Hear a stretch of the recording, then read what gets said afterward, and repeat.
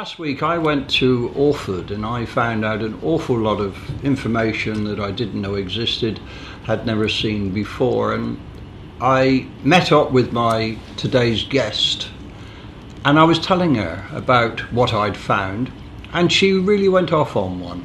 First time I'd seen her do that in years. And it was, "What are you, an outsider, doing?" "I was there," she said. "I saw it." So I invited her today to share with us her memories of what she experienced on that dreadful... It was actually on the Sunday itself, on the 1st of February, that young Cherry McGregor was allowed by her dad to go down and have a look. But the story started, I believe, with your grandmother, who looked after... She was actually down on the seafront on the night of the 31st. She was, yes, she was. She was the night person in Bristol House, because that was a home for the blind. Oh, right. Yes. So, you know, that was her job. Right. At that time. And she'd gone down to the basement, where the kitchens were, apparently. Right. To make herself a hot drink. So this would have been what, sort of midnight-ish? Midnight-ish, I would think. Right, yes, okay. Yeah. And as she was at the stove... Right. The next thing she had was all the glass breaking behind her, because the windows were sort of, you know, basement level, but you had steps going down all those buildings along there. You had. And the sea was crashing through the wind, breaking the windows and crashing in. So this was overtopping? This was overtopping and crashing straight into the front. So which street was Bristol off? It was Sea Road? It's the Sea Road. But yeah, but where off? How far along? It's quite a fair way along. Yes. Is it the one that's up for sale currently? I don't honestly know. Because they closed it, didn't they? Wasn't it a care home for a while? Yeah, it was, yeah. Didn't they call it Sunset or something? I think it's still called Bristol House. Somebody told me the other day it was still called Bristol House. Well, we'll go and have a look at that, Cherry, and we'll add it to this programme so we know where it is. It's well down, but I couldn't actually tell you exactly. It was sort of obviously on the right, and it's about halfway down, I would say, before you got to Station Road. But this really confirms what we've been getting from a lot of the folk we've interviewed, that there was a deal of overtopping. Yes. There was a lot of water that was going down the streets, all obviously culminating in Langer. Yes. And the water level, as the night went on, was filling. But your grandmother's experience was she was in the basement. Basement, yes. And the water came in of yes. She was flooded, effectively. Yes, she was flooded. So she obviously got out of there all right. Right. My stepfather at the time was the caretaker of the Pier Pavilion. Oh, so right. I think he would have been informed. Right. But how they were informed, obviously I was only a child at the time. So you were what, 8, 9? I was just 9.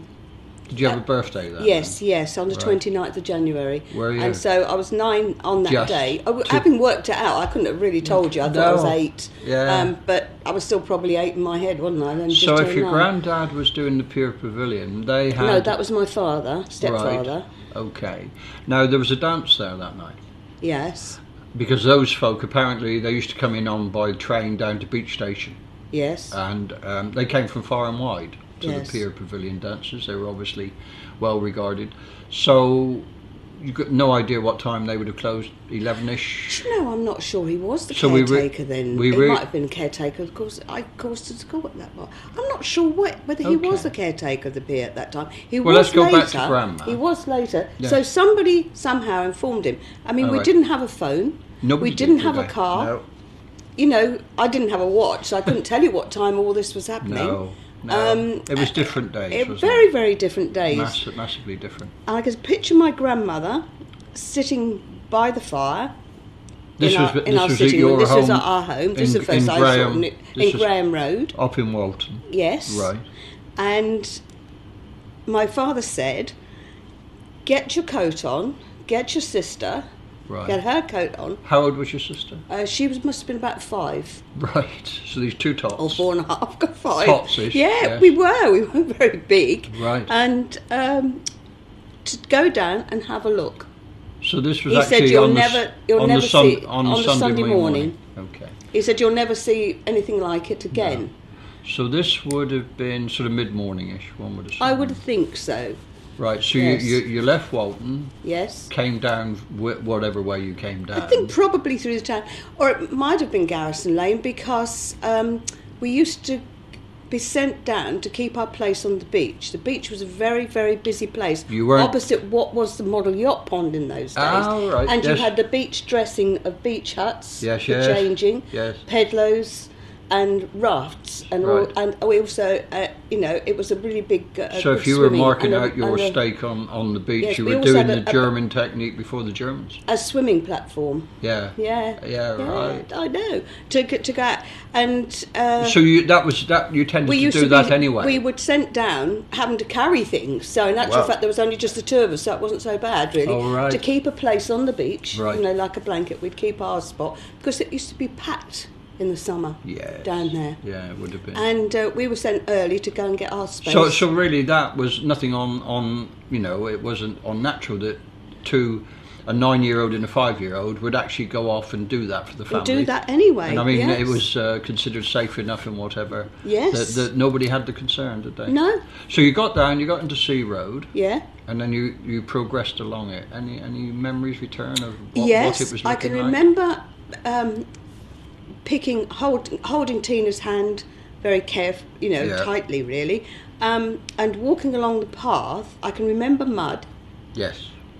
Because the mud had got washed over from the gardens, obviously. Oh, they were washed out, were they? Well, the mud certainly was on the path, and I think probably into the road. And I just remember picking my way carefully along the path, and I kept going and kept going. Were there many cars moving? Or? I can't remember seeing very many people. I don't think I saw.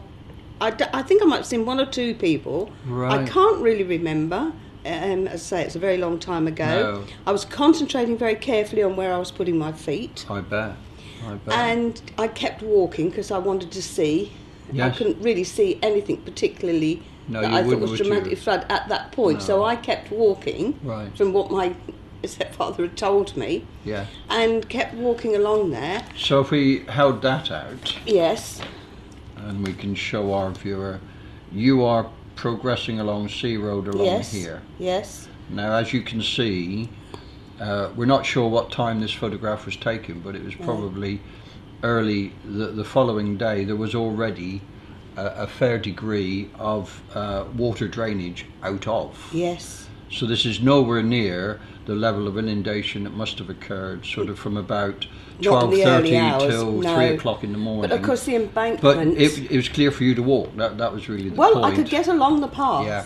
And I got as far as Station Road. Right. And looked down. And Station Road is here, running all the way from Walton Avenue. So I got to here. So you went past the Cavendish. what would have been Butlins then, was it? Yes. The amusement. Yes. And you would have also gone past. They would change from Charlie Manning's to Butlins, didn't it? On and off. So you would have then gone past the Cavendish. The Cavendish. Yes. Which was the evacuation centre, effectively. Yes. I mean, I recently read that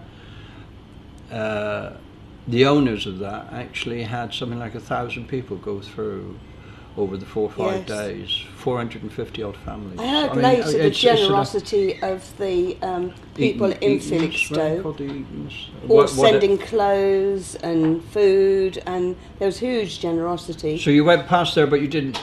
If something you didn't notice. I didn't notice. No, not really, until I got there. But what I remember so clearly is looking down Station Road.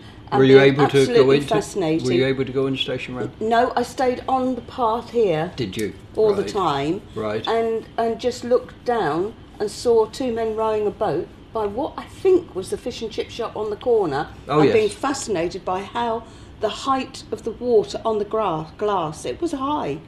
It really? Was, yes, it was. It must have been. It must have been several feet. Good 10 foot because the guys were in their boat, right, and it was sort of it must have been good 8 foot, say, or something. I don't know. I was only 9. I'm just looking down, but I could remember it well up on the windows and seeing this boat. I mean, we interviewed Doris Watkins yesterday, and she was a survivor from one of the Langer Road prefabs, and what she said was that she'd prepared breakfast for her husband and gone to bed. Yeah. They got out. When he went back a few days later, the table had resettled on the floor. Yes. But the butter that was on the table stuck to the ceiling, yes. the prefab, which yes. It must have gone all the way. And I mean, I'm not sure, and probably will never know what the full height of the surge was, but for it to have torn all of these prefabs, push those two down there, and to push that one all the way down towards the traffic lights, the power must have been awesome. Well, that was the day, but later we were walking about, of course, as kids do, and did then. Yes. Not now, yes, but they right. did then. And when the waters had receded, and having a look at the caravan park, it was just like this. What fascinated me, I suppose, being a child as well, it's just like this giant hand had just tossed the caravans everywhere. Those. Yeah, but they weren't. I don't remember being in a line like that. There must have been some of them because they were all over here, and it was just like a big hand had gone like just that, smashed it, and just knocked them all over. Yeah. And we saw lots of, I think somewhere down here, from the prefabs onwards, I believe there were, I don't know, I say small holdings, there were big allotments where people used to keep livestock, the pigs and so on. Yeah. And there was a tremendous loss of livestope. I can remember coming down somehow or other, and I don't understand why, because it wasn't built then, I don't think. Or maybe was Coronation Drive built by then? It was coming. It was coming. Because that's why it was called Coronation Drive. That's right. So we must have picked our way down. I remember coming down at the back there. Yeah. By the station, bus station as it was then. And there were dead cats, and there was lots of dead animals about for a while. But I don't remember seeing very many people. I mean, obviously nobody stopped us. There was no barriers or anything like that. You were probably there at the very early stages. I think it must have been and the activity must have been here, getting people off. I mean, Doris said that she was rescued by two guys in a Billy Butlin little boat on one of the rides. They rowed out in that with shovels. Yes, Goodness me. And they could only take her and the two children. So her husband was left on the roof. And this was after sun-up. So, and sun-up is late in February. Well, so we need to sort of sequence all those. But the fact you're talking about animals brings me to this. Yeah. Can I just tell you about the school? Yes, because Langer Road School, I don't know how many months it took to get right. I mean, quite a number of months, I should imagine. But obviously I went to Corston School, which is a brand new school. Real new concept in schools, I think, at the time. It still stands up well, really. Yes, it we does. had inspirational teachers. We were extremely lucky. And all the children from Langer Road School came to our school. What, all of them? So they were virtually doubled on? Yes. Yeah. Just all got absorbed, just everybody just got on with it. I don't think there was any fuss about any of it. Let me share this with you. I've been into Walton Church because we found that... I've been discussing with the verger whether we should look to do a little bit of fundraising to put something around this on the basis that you know who that person is, perhaps. I know the name and I knew the history at the time because I used to love the Children's Corner in Walton Church, because in those days you could walk into church and sometimes after school I loved the stained glass windows and I loved the sunshine coming through the windows, and it used to hit the Children's Corner. They had it to the left of the front door. Yeah, but perhaps I can share this corner, and they used to have a little vase of flowers in my recall. I think that's what we're looking to put back. But let me share this with the viewer. This is a vase stand for Margaret Johnson, who was sadly perished in the flood on the 1st of the 2nd of 1953, and she was a member of the Walton Parish Sunday School. So one of the difficulties we will encounter, won't we, is the date of the 1st of the 2nd, 53 will be resonant in your generation and others, but future generations won't connect this to what was the single biggest loss of life and tragedy for the town of Felixstowe. Absolutely. So we do need perhaps to bring that up to date. Susan's Flowers have agreed to redo the vase, because we do have that as well. But apparently there's a family Bible and other things. So we can look at that. The place that's always mentioned in the whole of it for this area, of course, was Canvey Island. Now, when I was a county councillor, I was 52, 53. Yes, they're over there. I was the Suffolk member on the Essex Flood Defence Committee, and one of the councillors from Canvey Island, yes. He was a real character, and he could get Canvey Island into any conversation on earth. I'm sure he was very good. But he used to go on about the loss of life. But in actual fact, Felixstowe wasn't very many people. Proportionally, we lost more. But there's always seemed to have been nearly an unwillingness to, I don't know, the coronation was coming, it was a seaside resort, there seemed to be an awful lot of pressures nearly to play it down. I understand that early television wanted to come and record, and I believe they were discouraged by the then Urban District Council, but more on that anon, we can probably find it out. But you mentioned animals and things. This is something that it's new to me, and it may be new to our viewer, but this is a map that was undertaken by the Ministry of Ag and Fisheries by a gentleman who on either the first or the second day, on the Sunday or the Monday, actually hired or commandeered a plane, and he flew all over Suffolk, and he noted where all the breaches were, because operating on behalf of the Min of Ag and Fish, they had spent a lot of time in the war getting the coastal lands to be productive, and what he needed obviously to do was to see what could be done to help the farmers to get them back into production, being inundated with salt and seawater, getting it back. So I mean, this was sort of an economic driver, but what it gave us, and he didn't complete it until March of 1954, the evidence that we've been looking for quite some time as to the causes of the initial flooding and then the inundation that happened later. And if we look on this, and we'll put this on screen at big scale, we note that we have 2 lots of overtopping, one from the sea coming in, and that was undoubtedly that which caused all your gardens to be spread all over Sea Road, that you had to walk and pick your way through. Well, some mud. Yeah, definitely. I just remember but it mud. would have picked the gardens up, wouldn't it? Yes. But then there was another lot of overtopping through the port all the way down to the tip. So you had vast amount of water that was shoveled in. The tip was here somewhere. Sorry? The tip was up here somewhere. Well, there's the railway line. Can you have a look? To orientate yourself, you have to, don't you? Langard, it was in here somewhere, wasn't it? The tip, somewhere like that. Sorry, what tip? The town tip.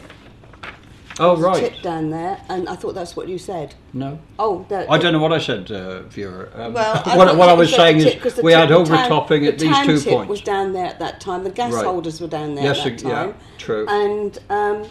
And also one of the terrible loss of life and everything, but it altered that aspect of Felixstowe, because at that time you could walk down the avenue, and it was a tunnel of trees. It was unmade road. We're now in Walton Avenue coming from. Yes. Right, okay. It was beautiful. Yeah. But of course all of that, and there was farmland then. Yeah. Towards the sea wall. Yeah. At that stage. Well, now we have all the detritus of the port, don't we? Absolutely. So it's not a pretty sight at all. But it was can beautiful I just, for the viewer? Yeah. So the overtopping created the amount of volume of water that did the initial low level of flooding into Langer Road. So it was at that point, and this was probably 11:30 to 1:30, that there was a gradual filling and flooding of houses and the prefabs in Langer Road. And then it is stated on another document at about 1:30 there was a major breach just below Fagbury Cliffs, and it's shown here as 18 break, and it states here that that was a 260-foot breach in the top of the wall, and there are photographs that show that, and it shows it being repaired and whatever. Yeah. So what we sort of got to try to envisage is you've got the Orwell and the store, both probably in full flood because it had been a storm that had been running for quite a long time. If you take it on board that the previous Saturday night it actually sunk the Princess Victoria as it was trying to battle its way to Ireland, and they'd fought this storm for 7 hours apparently. Well, so it was a huge surge, massive. and the surge pushed the water right up the rivers. But the rivers were trying to empty, so what you had was a an ever-increasing height within the rivers, topping the riverbanks. Now, whether they topped it or not, I don't know, but they certainly breached it, so you had that massive volume of water at huge pressure, and I can't, you know, if you were to punch a hole in a sort of a bucket, it squirts, doesn't it? The pressure pushes it out. So what sort of speed that rushed across the marshes at, I have no idea, and perhaps we need to find out from others what would have happened. But it certainly got to the railway line, and that held it temporarily, and then it came over the top of that. But if you look at the prefabs, it looks as if that which hit them from the south, because you've got prefabs that were forced down Levington, you've got them forced back up Langer, and these are all broken and hitting each other. So all this, it's very difficult. I cannot yet clearly see how the water broke and where it came from. Was it Walton Avenue and here? Because if you look at the railway line, it disappears. It probably was everywhere. But one of the when it's been flooded since in this area. Oh yeah, absolutely. And because the embankment is quite high. Yeah. For that area. Yeah. Because it's well below sea level. Oh, it is. Langer Road's well below sea level. The whole lot is. And I wondered, I don't know from the old one, if you look on really old photographs, you've got this huge, it's like Chesil Beach almost, a big shingle embankment, but it's on London clay, going all the way down here. That was what was there, basically. Yeah. When the fort was, there's wonderful accounts of the men in the fort, absolutely hungry. Yeah. And been cut off by floods then around and about the fort. Yeah. Well, Daniel Defoe talks about a massive flood in 1703, which was the worst storm ever seen, and that was this area. But because at one point I seem to remember that at the ordnance there was a post with a ring on it to tie up presumably sailing barges. Well, and but this was, I mean, the reason the ordnance is called the ordnance is that's where the ordnance was loaded to come along the creek to get to Langard. Get to the fort. Yes, but equally there is a belief that this was the riverbed that came out to the sea for the Orwell. So I wondered what that was called, because when it got to the port, which is where that was dug out originally, that was called Horseshoe Creek. Yes, yes. But whether that was what was that called? But I think the point is, once you've got to this being overtopped, then this water would go to the lowest point, which must be where the riverbed was. Yes. And very sadly, for those who were accommodated in the prefab, sadly that's where it was chosen to site those particular prefabs, single-storey buildings. So thank you very much for that, Cherry. Well, all the time I was a councillor, I did argue against any development on that land around the Martello Tower. Yes. Always. Yes. But I think, so your abiding memory, it would appear, of that morning was the fact that you and your 5-year-old sister could just process and walk, wherever you want. There was nobody, not much about. There wasn't massive activity. So the activity must have been concentrated down on the prefabs. Bearing in mind we were quite short, so I wouldn't have been able to see out because there was a hedge and everything. So I wouldn't have been able to see a lot. But Station Road, you'd see to the traffic lights, wouldn't you? If you were which we did at the top, looked down and saw that, and then we went back home. As far as I can remember. I can't really remember much of the journey home either. Well, if anything, you could feel the atmosphere, though. There was a very sombre, I would have thought. Yes, very strange atmosphere. Like a triple Sunday. Yes. Because Sundays in those days were very sombre anyway. Weren't they? Yeah, very quiet. Yeah. Well, thank you very much, Cherry, for coming in. Thank you, and thank you, Mike, for doing the work you're doing on. And I'm sorry I went off at you the other day. No, you can go off as often as you like, Mary. Thank you very much. And no doubt we'll be returning at a later stage. And as I think we said earlier, the probability of doing a much more expansive and informative exhibition on Heritage Open Day in September seems to be gathering pace, and there are other ideas in the wind, so stay posted and we'll keep you up to date. Bye-bye. Somebody's doing something.